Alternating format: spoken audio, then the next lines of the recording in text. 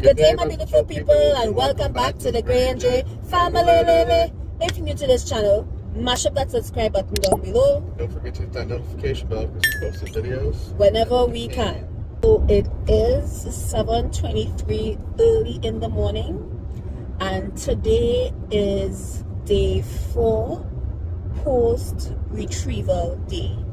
So a little update because I was not feeling up to it when it came to recording, and Greyson was weighing on me hand and foot, and if it is he wasn't doing that, he was at work and I was just sleeping. Alright guys, so the latest update is that on retrieval day, they retrieved 22 follicles. Out of the 22 follicles, 4 were immature, making it to 18.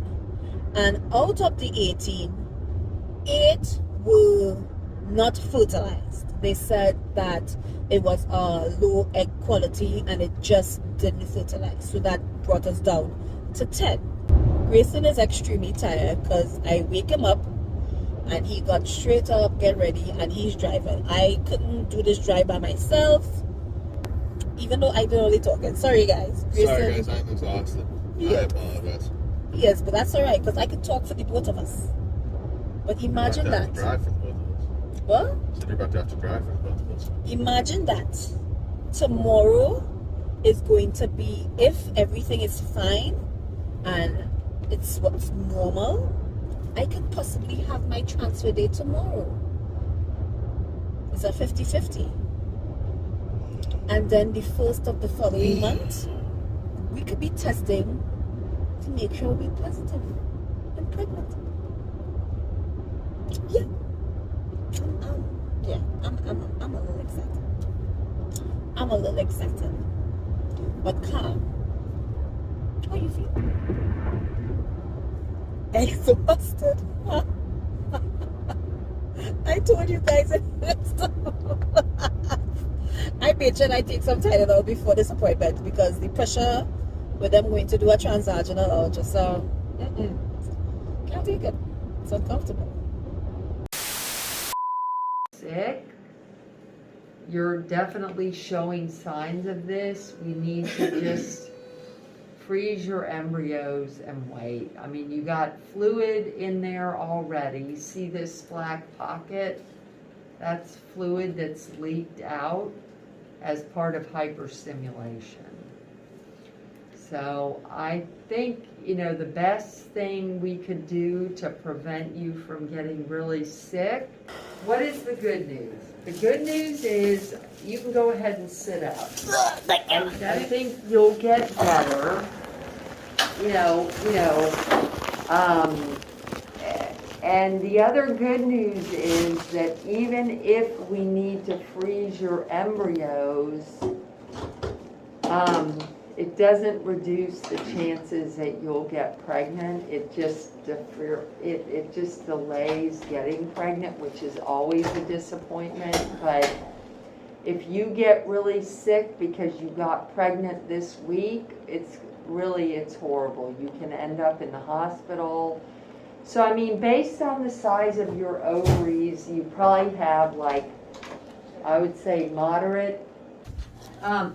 So your blood count is also high.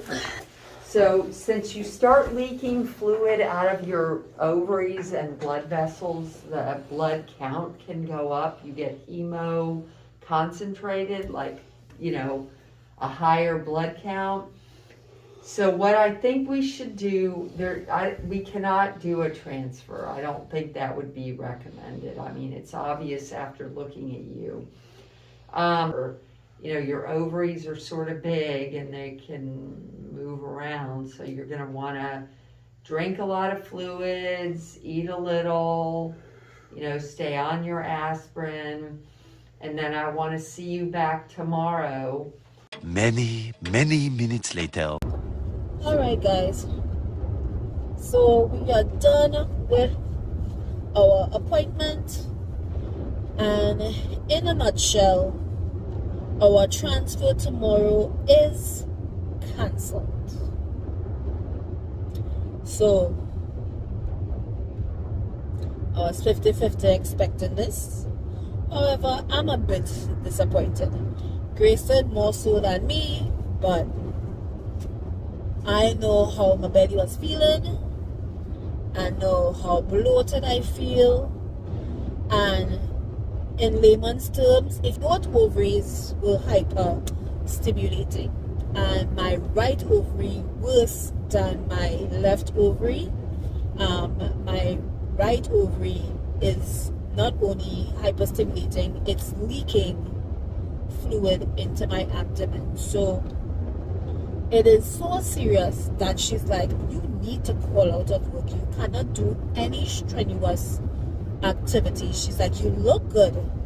However, you are close to having to be admitted.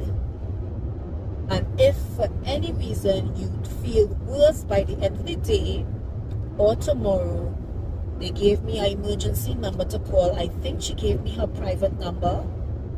And she said that I would have to be admitted. But if stable, not doing anything strenuous, no heavy lifting, no jumping, she said, well, obviously I have to go back into the hospital tomorrow, where I'll be doing more lab work.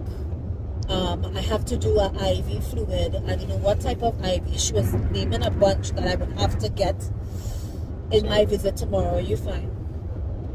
And also injectable blood thinners. And when we go home, I have to take a shot of Cetrotide, which, if you remember, Cetrotide slows down the process, but at this point it's going to try to stop me from hyper stimulating. Yeah, because that's what I'm doing, hyper stimulating. So yeah, I suspected the pain was real. I know my bloating.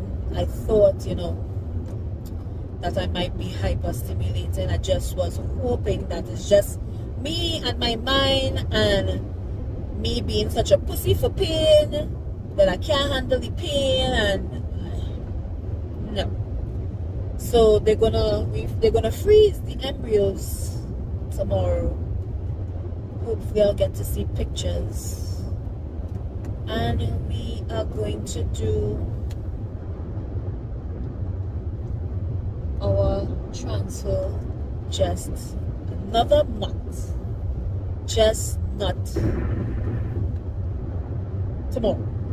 Not this month. I don't know. I kind of prepare myself for this. So it just is what it is. I have no control. I have no control over my body. My body will do whatever it wants with these meds. These things are so unpredictable. I've seen people who have had hyperstimulating ovarian hyperstimulating syndrome, who got the news that they may be hospitalized, who was disappointed, and they didn't take it so well. But I don't know. Am I a different breed? I'm a different breed, right? You know what? After my mom died, nothing made me hurt or made me cry as much as her passing, and everything else is just, I'm numb. I am disappointed. I am, because I really was hoping that this would have happened tomorrow. She'll cry about it in 3 months when she's pregnant. Yeah, but that one would kick. But it hurts to laugh. It hurts to laugh. And imagine I cleaned yesterday, but not yesterday, last night. I cleaned last night because I couldn't sleep. I cleaned last night, and I'm sure all that bending and getting up and bending, yeah, I'm sure that didn't help. Anyway, guys, see you for my doctor's appointment tomorrow. Our life, Our love, our story.